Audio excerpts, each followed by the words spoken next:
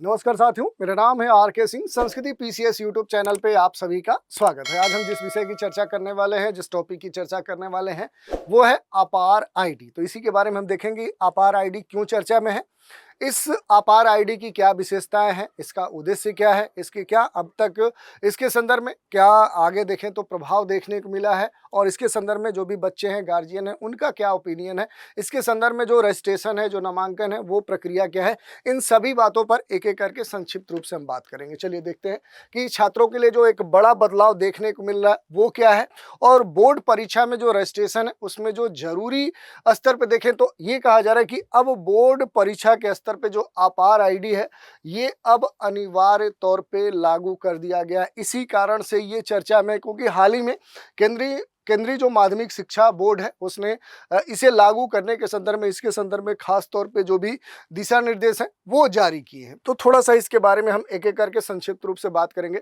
CBSE इसे board परीक्षा पंजीकरण का क्या है, एक हिस्से के तौर पे लागू करना चाहता है, बनाना चाहता है। तो इसके पीछे जो कारण है उस पर थोड़ा सा हम बात करेंगे कि जो अपार आईडी है इसको बोर्ड परीक्षा के रजिस्ट्रेशन से जोड़ने का जो प्रस्ताव है वो जून में सीबीएसई की जो गवर्निंग बॉडी है उसने इसके बारे में एक बैठक किया था और उसी में इसका निर्णय लिया था। और अब तक देखें तो जो भी बोर्ड स्कूल हैं, उन बोर्ड स्कूल के स्तर पे अगर हम बात करें तो जो भी बोर्ड स्कूल है वो अलग अलग जो भी क्लास 10th हैं या जो बोर्ड परीक्षाएं होती हैं, चाहे वो हम बात करें क्लास 10th की या फिर हम बात करें क्लास 12th की, दोनों स्तरों पे जो बोर्ड परीक्षा है उसमें शामिल होने वाले जो भी कैंडिडेट्स होते हैं, जो उम्मीदवार होते हैं, उनको इसकी क्या भेजी जाएगी, तो उनको इसकी लिस्ट भेजी जाएगी, सूची भेजी जाएगी। तो सूची भेजने की आवश्यकता पहले थी। साथ ही क्या होता था कि कक्षा 9 और कक्षा 11 में जो भी छात्र हैं उनके जो पंजीकरण है उनके विवरण भी भेजने होते थे। तो इस तरह की बातें पहले देखने को मिलती थी, लेकिन अब बैठक में जो विवरण है उस विवरण में ये कहा गया कि इन विवरणों को किसी भी मानकीकृत जो पहचान प्रणाली है उससे जोड़ने के लिए कोई तंत्र नहीं है, जिससे डेटाबेस के स्तर पे जो भी विसंगतियां हैं, जो सत्यापन है, उसकी कमी यहाँ पर देखने को मिली है। और इसी के संदर्भ में देखें तो जो एजुकेशन मिनिस्ट्री है उसने अब एजुकेशन के संदर्भ में शिक्षा के लिए जो भी डिजिटल सार्वजनिक जो इंफ्रास्ट्रक्चर है उसके एक भाग के रूप में, एक पार्ट्स के रूप में सभी जो सरकारी स्कूल हैं उनके लिए जो अपार आईडी है उसको अपनाना, उसको लागू करना अनिवार्य कर दिया है।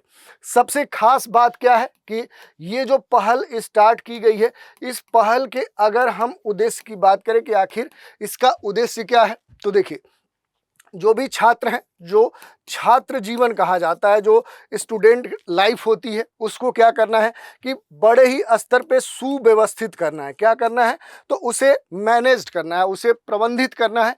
जो भी शैक्षणिक रिकॉर्ड होते हैं, जो एजुकेशनल कह सकते हैं कि जो रिकॉर्ड्स होते हैं उनका प्रबंधन करना है, उन्हें व्यवस्थित करना है, उस रिकॉर्ड को प्रदान करना है। और इससे क्या होगा कि जो भी आंकड़े उपलब्ध होंगे, जो डेटा प्राप्त होंगे, उस डेटा को सुव्यवस्थित किया जा सकता है। और इससे सबसे अधिक जो फायदा होगा कि अपने देश में जो शिक्षा प्रणाली है, जो शिक्षा एजुकेशन जो सिस्टम है उसमें क्या आ सकता है, तो उसमें ट्रांसपेरेंसी है, जो एक तरह से पारदर्शिता है वो बढ़ाई जा सकती है, जो अकाउंटेबिलिटी है, जो जवाबदेहिता है वो बढ़ाई जा सकती है। तो इस उद्देश्य के लिए इसे लाया जा रहा है। और ख़ास तौर पे देखें तो इसके संदर्भ में जो भी बैठक हुई थी, जो गवर्निंग बॉडी थी, उसकी चर्चा के बाद बोर्ड ने यही निर्णय लिया कि छात्रों के पंजीकरण के संदर्भ में जो अपार आईडी है, इस अपार आईडी से अब जोड़ना है और 2026 की जो बोर्ड परीक्षा है उसके लिए समय पर इसे शुरू कर दिया जाएगा। तो इस तरह की जो बातें हैं वो इस बैठक में निर्णय के स्तर पर ली गई हैं। थोड़ा सा इस अपार आईडी से जुड़ी हुई जो महत्वपूर्ण बातें हैं उन पर हम चर्चा करते हैं। जैसे अपार का जो अर्थ है कि स्वचालित, यानी ऑटोमेटिक जो शैक्षणिक जो डेटा है, जो खाता रजिस्ट्री है, उसके बारे में ये पूरी एक जो हाइपोथेसिस है ये लाई गई थी। और ये कहाँ से लाई गई थी, तो न्यू एजुकेशन जो पॉलिसी है जो 2020 में लाई गई थी, उसी के तहत इसकी परिकल्पना की गई थी। यानी सामान्य शब्दों में कहें तो ये एक क्या है, एक पहचान संख्या है। जैसे कि आधार आपका होता है उसी तरह से, ठीक है, ये एक पहचान संख्या है जो नामांकन से जुड़ी हुई है। और इसके माध्यम से जो भी छात्र हैं, छात्र की जो पूर्व प्राइमरी से लेकर जो हायर एजुकेशन तक का जो पूरा एजुकेशन उसकी यात्रा रही है, जो जर्नी रही है, उसके बारे में पूरा जो बातें हैं वो यहाँ पर देखने को मिल सकती हैं। आपार आईडी क्या है, एक तरह से यूनिक होगी। जैसे कि आधार संख्या क्या है, आपका एक अद्वितीय नंबर होता है, ठीक उसी प्रकार से ये यूनिक नंबर होगा, ये किसी दूसरे आईडी से मैच नहीं करेगा। और जो भी इसके संदर्भ में जो व्यक्ति होगा, उस व्यक्ति की जो पूरा एजुकेशन जर्नी है, उस यात्रा के दौरान ये क्या होगी, ये समान रहेगी, यानी इसमें कोई परिवर्तन नहीं होगा। और इसके संदर्भ में अगर हम देखें कि जो सरकार है, जो गवर्नमेंट है, उसने भी इसके संदर्भ में ये तर्क दिया है कि फर्जी जो शिक्षा प्रमाण है, कि अलग अलग स्तर पे जो डिग्रियों से जुड़े हुए जो फर्जीवाड़ा हो रहे थे, उस फर्जीवाड़ा पर भी रोक होगा। तो शिक्षा से जुड़े हुए जो सर्टिफिकेट्स हैं, जो प्रमाण पत्र हैं, उनके संदर्भ में जो एक तरह से फ्रॉड देखने को मिल रहा था, उस फ्रॉड, उस फर्जीवाड़ा पर भी रोक लगेगी। क्योंकि विद्यार्थियों की जो आपार आईडी है वो पूरी तरह से क्या होगी कि प्रमाणीकरण के स्तर पे ये लिंक होगी, और इसके स्तर पे कोई भी फर्जीवाड़ा सर्टिफिकेट्स के स्तर पे नहीं किया जा सकता है। आपार की जो महत्वपूर्ण विशेषता है आपार आईडी की, उसकी अगर बात करें तो ये क्या है, पूरी तरह से ऑटोमेटिक होगी। अस्थाई शैक्षणिक जो खाता रजिस्ट्री है उस तौर पे ये होगी। और इसकी जो परिकल्पना की गई थी, आप सभी जानते हैं कि न्यू एजुकेशन जो पॉलिसी 2020 है उसमें की गई थी। ये एक पहचान संख्या है और इसका जो संबंध है वो नामांकन से है। इसके माध्यम से जो भी स्टूडेंट्स हैं, जो छात्र हैं, उन छात्र के संदर्भ में पूर्व प्राथमिक या प्राथमिक जो एजुकेशन है उससे लेकर हायर एजुकेशन तक, तो जो प्री कह सकते हैं कि स्कूलिंग है, उस स्कूलिंग से लेकर हायर एजुकेशन तक क्या होगा कि उस पूरे जर्नी का जो एक ब्यौरा है वो लिया जा सकता है। यानी पूरा उस व्यक्ति के एजुकेशन सिस्टम को क्या किया जा सकता है, ट्रैक किया जा सकता है। इसके अलावा अपार प्रत्येक छात्र को एक अद्वितीय, एक जो यूनिक नंबर है वो प्रदान किया जाएगा। अस्थाई 12 अंकों की जो आईडी है वो प्रदान की जाएगी। और ये जो आईडी है, इसके तहत जो भी उस व्यक्ति की कह सकते हैं कि डिग्री है, डिग्री के अलावा अगर कोई उसे स्कॉलरशिप मिला हुआ है, या फिर कह सकते हैं कि इसके अलावा अगर उसे कोई प्राइज या कोई अवार्ड मिला हुआ है, कोई क्रेडिट मिला हुआ है, उस सब की जो जानकारी है, उसकी जो भी एजुकेशनल उपलब्धियां हैं या जो एजुकेशनल कह सकते हैं कि अब तक के अचीवमेंट है, उसका पूरा एक व्यापक क्या होगा, ये रिकॉर्ड प्रस्तुत करेगा। तो ये भी महत्वपूर्ण बात है। इसके अलावा अगर हम देखेंगे तो अपार आईडी अद्वितीय तो है ही, व्यक्ति की शिक्षा यात्रा के दौरान ये समान बनी रहेगी, इसमें चेंजेस नहीं हो सकते हैं। इसमें आधार से इसे लिंक किया गया होगा और आसान पहुंच के लिए डिजी लॉकर में इसे संग्रहित किया गया है। अपार आईडी एक राष्ट्र एक छात्र जो आईडी है, इस अप्रोच को कहीं ना कहीं मूर्त रूप से कह सकते हैं सही साबित करता है, जो पूरे भारत में छात्रों के लिए क्या है, एकीकृत और सुलभ जो शैक्षणिक अनुभव है वो सुनिश्चित करता है। और ये आजीवन शैक्षणिक जो पासपोर्ट है उस रूप में कार्य करता है, जो छात्र की उसकी जो भी उपलब्धियां हैं या कह सकते हैं उसकी जो अपनी एक साख है, उसकी जो अपनी व्यक्तिगत अचीवमेंट है, उसके लिए एक ही स्थान पे सारी बातों को ये उपलब्ध कराएगा। और अपार को शिक्षा के लिए एकीकृत जिला सूचना प्रणाली जो प्लस है, UDISE प्लस है, उसके माध्यम से तैयार किया जाता है। इसके उद्देश्य के बारे में अगर हम देखें तो उद्देश्य तो पहले हमने देख लिया था, लेकिन ओवरऑल अगर देखेंगे तो छात्रों की जो भी शैक्षणिक उपलब्धियां हैं उसको केंद्रीय डेटाबेस में क्या करना है, इंटीग्रेट करना है, संग्रहित करना है, स्टोर करना है।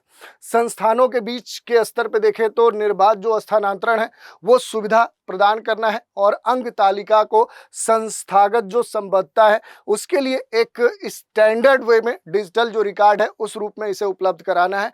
इसके अलावा देखेंगे तो जो भी शैक्षणिक जो नीति है वो इसमें सबसे महत्वपूर्ण बात है कि एजुकेशनल स्तर पे जो पॉलिसी है उस पॉलिसी के स्तर पे क्या करना है कि इसका एनालिसिस करना है, यानी कह सकते हैं कि एनालिसिस के लिए इसे उपलब्ध कराना है। तो ये महत्वपूर्ण बात है।